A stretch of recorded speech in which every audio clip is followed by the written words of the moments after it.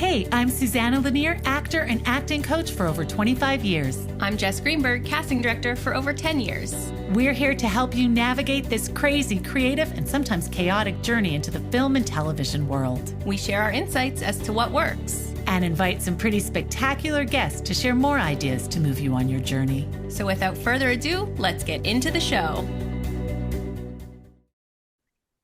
Have you ever felt powerless over your acting career, waiting for others to hire you? Well, this topic we discussed with this week's guest, Matthew Giaffrida. Jess, what do you think of that? Yeah, he was so inspiring. I think what I took away from the conversation was he only really decided to give acting and this creative career a shot after trying different things. Good pressure from parents, society, whatever it was. You know, he went to law school, realized quickly it wasn't for him, moved on. He worked at the bank, realized sales is not what he likes to do.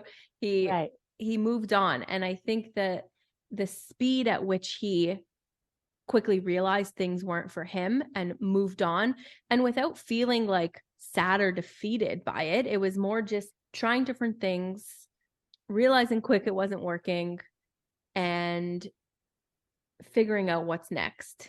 And it was always like this positive movement and eliminating things that just didn't work for him to get closer to what he actually wants to do. And to me, that was amazing. Yeah, I thought that was fantastic too.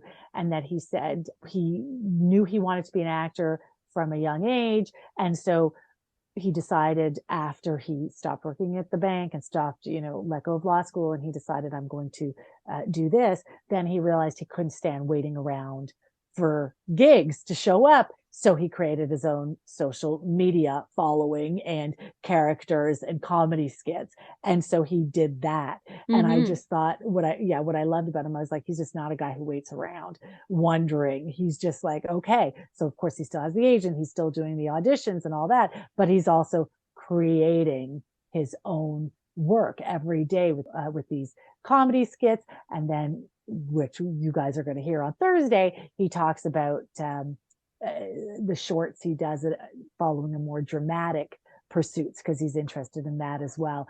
And I found that inspiring too, because as everybody knows, I've been teaching forever. And sometimes we get caught in that loop of like, when's it going to be our turn? And I did feel he didn't have any of that. He really just was like, I got to try this, and I have this, and I have this, and I have this, constantly on to the next. And I think it benefits your acting, and I think it benefits your auditions. Yeah. And I what was funny too, which we spoke about, was at the beginning, he said that like he doesn't like sales. He felt like inauthentic, like building rapport and relationships with people. That was his strength. But when the moment he had to start selling something, that's when like he just felt icky about it all.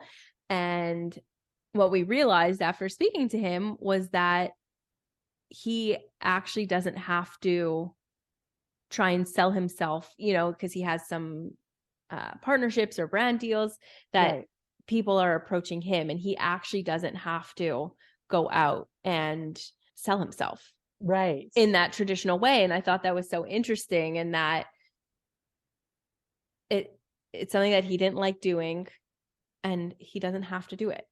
And he doesn't have to do it. He created a lifestyle for himself, or a career for himself, where he gets to do what he loves to do, explore what he loves to do. And I thought that, I agreed. I thought that was very inspiring.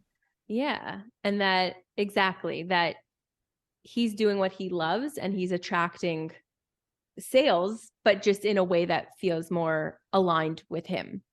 Not in the traditional route of like, hey, this is what I could offer you. So, Jess, have you ever had the experience where you've been stuck doing something that you just don't want to be doing? Yes, actually recently, right before the holidays, I was casting a film with Rosina, and I loved the project. I loved the director, and he had asked us to do extras. And I have not done extras in a really long time. It's a very different mindset. It's different mandate, very different. But because Rosina and I really liked the project and the director, and there wasn't like hundreds of extras, we were like, okay, we'll do it. And so it was a good refresher as to why I don't like doing it, Right. which I think I needed. It had been a while, but you know, I forgot that extras, you're working on the set time, Right. right? You're getting the call times when they wrap. You're sending out call sheets when they wrap. Could be at 10 p.m. You're confirming everyone, giving them their pickup spots, pickup times, locations, all of that stuff. You're not on a regular routine. And the demands for specific looks, hair colors, ages, whatever, it's very demanding. And there's not a lot of people who like to do it. And so yeah, I for these reasons, I do And not so, like but you booking did extras. finish the contract, right? Of course, Yeah. I would never jump ship like that and leave people stranded. I would never do that. But it was a good reminder. I'm happy I did it because I Right. still like the director and the project. But it was a good reminder as to why I don't do it, and I probably will not accept to do them ever again. Yeah, and I think that's a good note. I think it's good to try different things, even maybe if Yes. you're hesitant. And of course, I think it's also good if you to follow through. I'm a person who will always follow through what I start, but getting stuck or staying there is unnecessary. I think cut bait early, Yeah. obviously finish the contract, and then move on to get closer to what you was aligned with you and what you want to do with your life.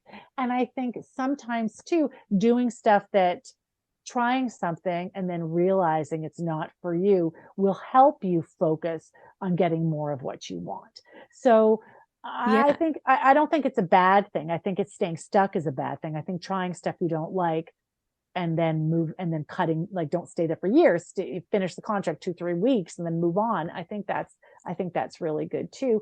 And I also think as an actor it's only going to benefit your characters to explore, different situations. It's going to help Yeah. you as an artist anyways. Exactly. Try different things, eliminate what doesn't work to then get closer to what you What do you do like. want. And then Yeah. knowing yourself more and more clearly will give you the confidence too to gain back power in your craft. And yeah. Absolutely. Well, we will be hearing more on this topic on Thursday when Matthew's going to share all the things that he's doing, all the projects that he's working on. And it does seem like he's always on to the next and very enthusiastic and it's very inspiring. So I hope everybody can make it on Thursday because it's a great interview. Thanks, everyone. Thank you. Bye. Bye.